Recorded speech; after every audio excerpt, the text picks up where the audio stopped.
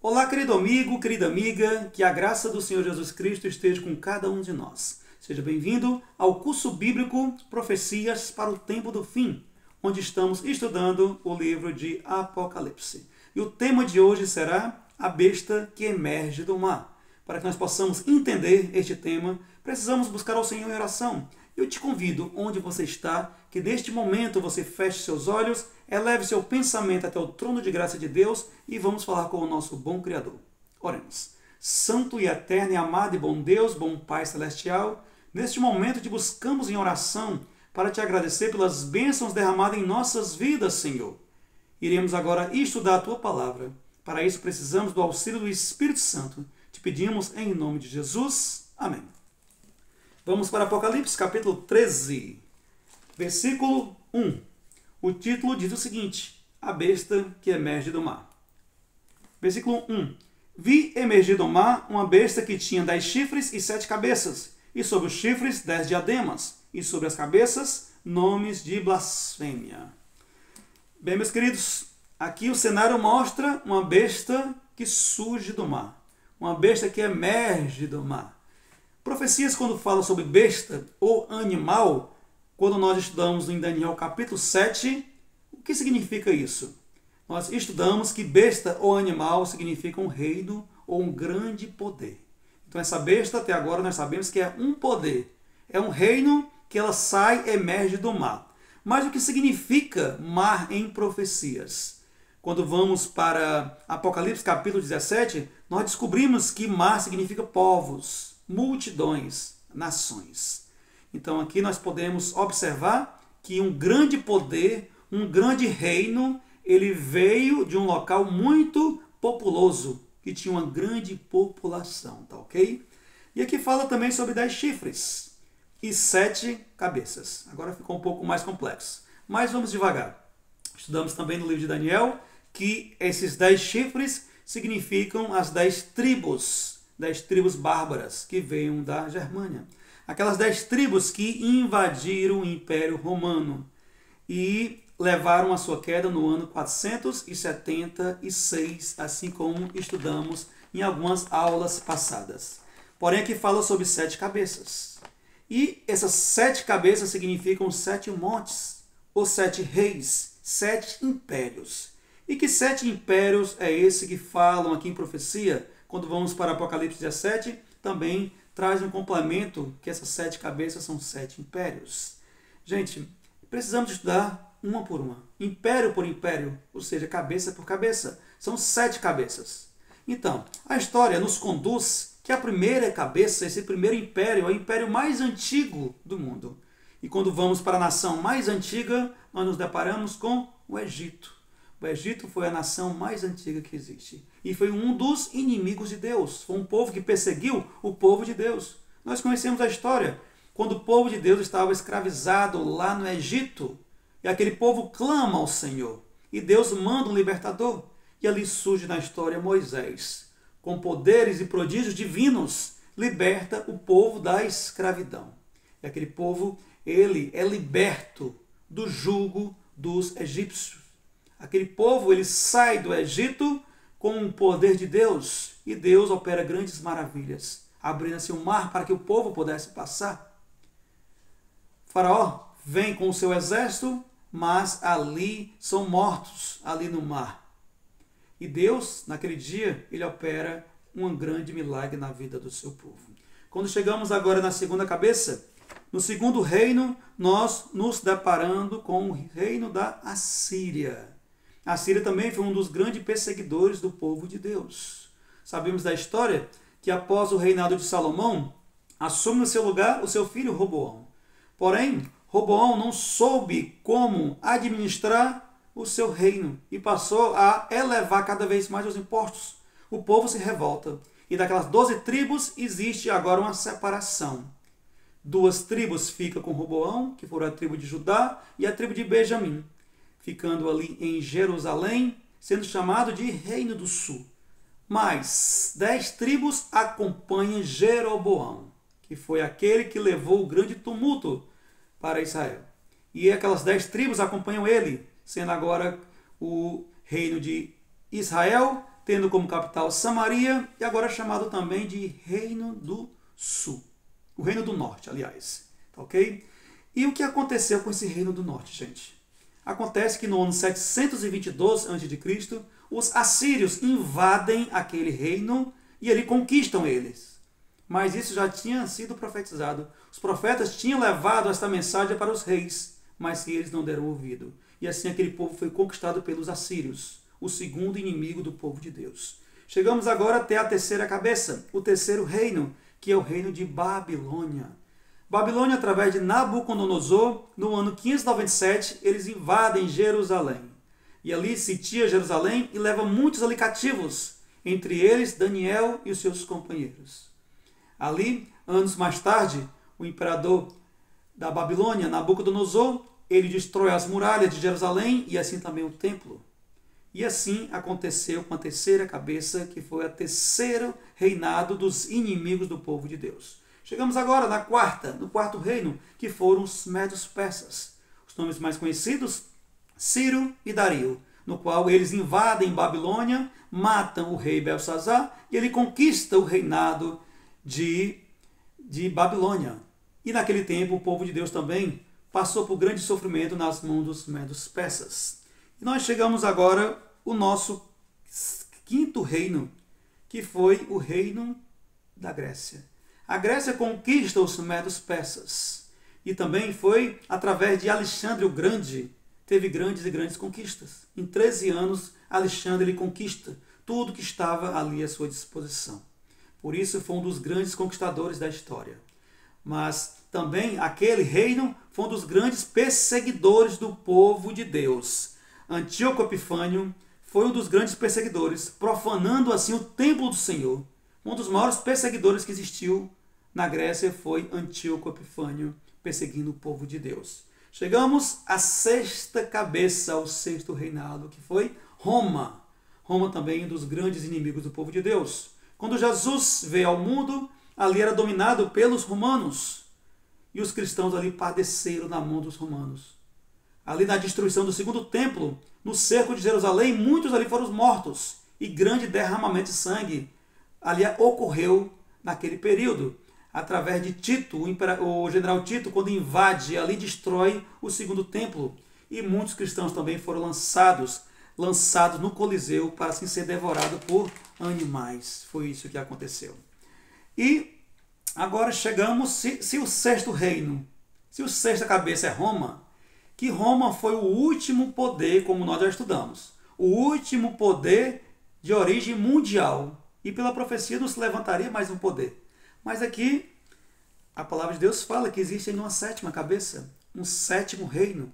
Que sétimo poder é este que existe ainda na profecia? Já que Roma foi o último como império de conquista mundial. Gente, esse sétimo reino é Roma novamente. Mas aqui não é Roma imperial. Aqui se trata de Roma papal. E Roma papal foi um dos maiores perseguidores do povo de Deus. Aquele que, em extensão de anos, foi o que mais perseguiu o povo de Deus. Roma papal perseguiu o povo de Deus em toda a sua supremacia, que foi do ano 538 ao ano 1798. E do ano de supremacia papal, muitos ali foram mortos. Muitos foram perseguidos. Muitos foram levados à fogueira. Muitas pessoas ali foram dizimadas, gente. Ali teve uma grande mortandade durante esse período das trevas, que era o período da Idade Média, com a igreja romana perseguindo o povo de Deus. Os reformadores padeceram muito na mão da igreja. Muitos ali foram mortos, foram surrados, foram jogados em calabouços. Muitos tentaram calar aquela luz, mas a luz nunca parou, a luz sempre brilhou. A luz sempre teve o seu devido brilho na sua devida época. E aqui também fala sobre, como nós estudamos, fala a respeito dessa grande perseguição, mas também fala desse chifre pequeno. E o chifre pequeno, quando nós estudamos em Daniel capítulo 7, aponta para Roma papal. Não somente nós interpretamos assim, mas Martinho Lutero também falava sobre isso, e também o grande Isaac Newton, como nós já estudamos aqui no passado, no livro de Daniel. também que ele tinha esse mesmo pensamento, tá ok? Vamos partir para o versículo 2, Apocalipse capítulo 13, versículo 2, que diz assim: A besta que vi era semelhante a leopardo, com os pés como de urso e boca como de leão. Aqui ele cita 3 animais. Ó. Ele cita o leão, o urso e o leopardo. Voltamos novamente para a profecia de Daniel, no qual fala a respeito destes animais. E este poder, que é Roma, ele herdou algumas características dos outros reinos que vieram antes dele. Se nós formos analisar aqui, João aqui ele fala muitas coisas parecidas com o que Daniel falou. Por isso que eu digo, Apocalipse é um complemento do livro de Daniel. Então nós percebemos aqui que Roma, ela herda o que de Babilônia? Vamos lá. Roma, ela herda de Babilônia o seu orgulho. Vocês lembram do orgulho que tinha Nabucodonosor? Se exaltando, mesmo ali com Deus derramando bênçãos sobre aquele reino através de Daniel, através dos amigos de Daniel, Nabucodonosor se exaltou o seu coração. Chegou o momento que Deus destronou Nabucodonosor e ele passou 7 anos igual com um animal irracional, comendo palha no meio do orvalho. Mas depois que ele se arrepende, seu coração novamente se volta para Deus, reconhece Deus como Criador, ele é colocado novamente no trono. Então Roma herdou esse orgulho da Babilônia.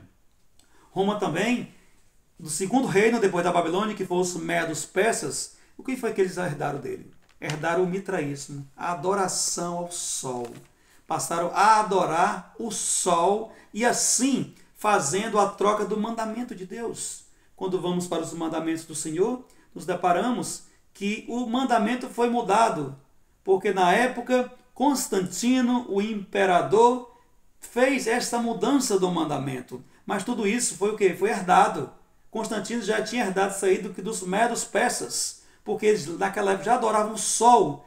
Então, no domingo, eles tiravam o domingo para adorar o Deus Sol, que era o mitraísmo que eles assim praticavam. Então, Roma herda essa adoração ao domingo, ao sol dos medos persas. E agora chegou na parte da Grécia. O que foi que Roma herdou da Grécia? Gente, um dos pontos fortes da Grécia é a sua mitologia.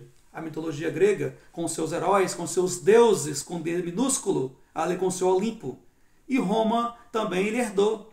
Agora a mitologia não era grega, era a mitologia romana. E da mitologia romana começou a vir as pessoas que morriam e eram santificadas, canonizadas para assim serem adoradas. Pessoas que viraram santos segundo eles. Então, o sistema de idolatria às pessoas que morreram, a adoração chamada aos santos que morreram, vem dos gregos. Então Roma já herdou essa parte da canonização, da idolatria a reis, a deuses, a pessoas que morreram já dos gregos. Então assim veio tudo isso aí, tá ok? Por isso que fala a respeito desses 3 animais. Ele cita Babilônia, Medos Persas e a Grécia.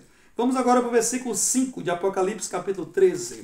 No versículo 5 diz o seguinte: Foi-lhe dado uma boca que proferia arrogância e blasfêmia, e autoridade para agir 42 meses. Arrogância e blasfêmia.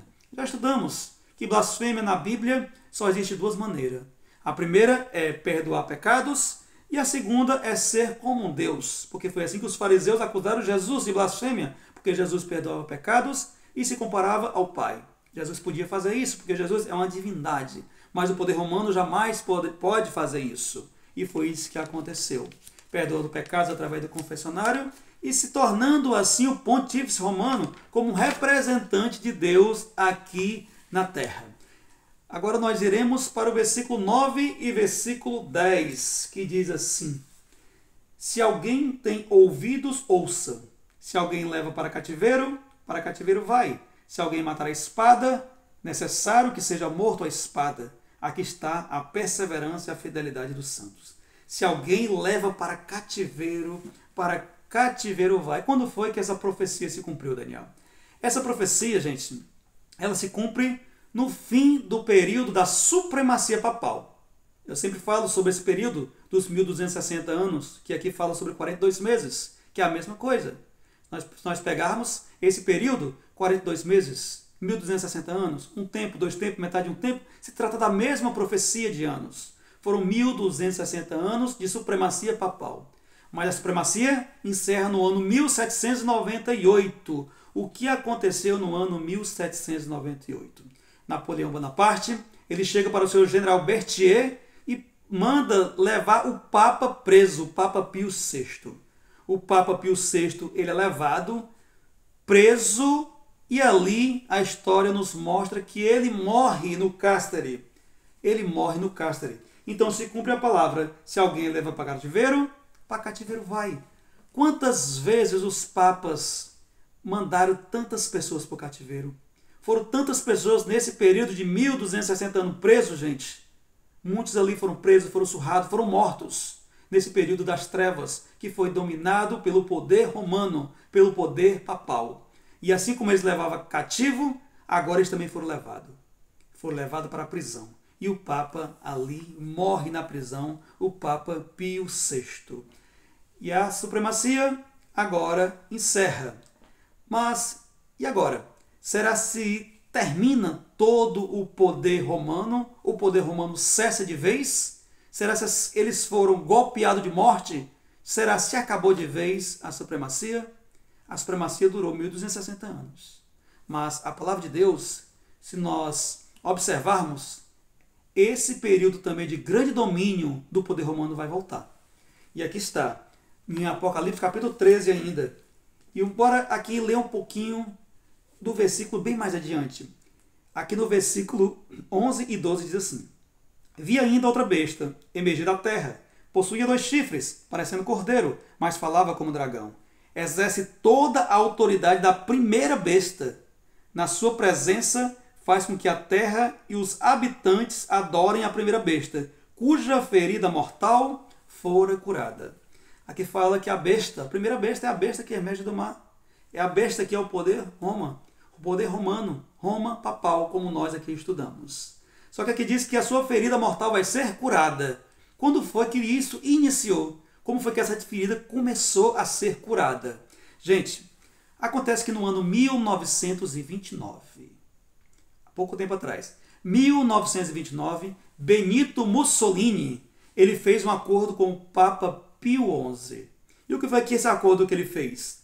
Ele fez o seguinte, ele ratificou a criação de um Estado para a Igreja Católica. E em um tratado chamado Tratado de Latrão, Mussolini ele doa 44 hectares para a Igreja Católica.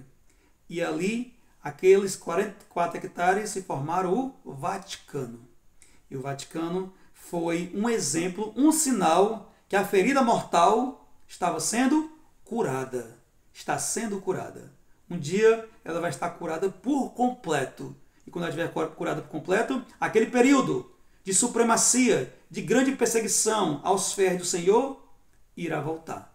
Por isso nós devemos cada vez mais nos envolver com o Evangelho, cada vez mais nos prepararmos, estudarmos sobre a profecia e a história, para que nós venhamos a cada vez mais estarmos firmes na rocha, estarmos de pé nos dias maus que virão. Essa profecia aponta para este poder. Vários e vários teólogos interpretam ela desta maneira. Então que nós possamos cada vez mais estudar para que nós venhamos a chegar no entendimento por completo. Bem, meus queridos, minhas queridas, estamos encerrando mais uma aula. A próxima aula iremos falar sobre a outra besta, a besta que emerge da terra. Então que o eterno Deus continue te abençoando, você e toda a tua família ricamente, e até o nosso próximo estudo. E não se esqueça, busque ao Senhor e escolha a Jesus.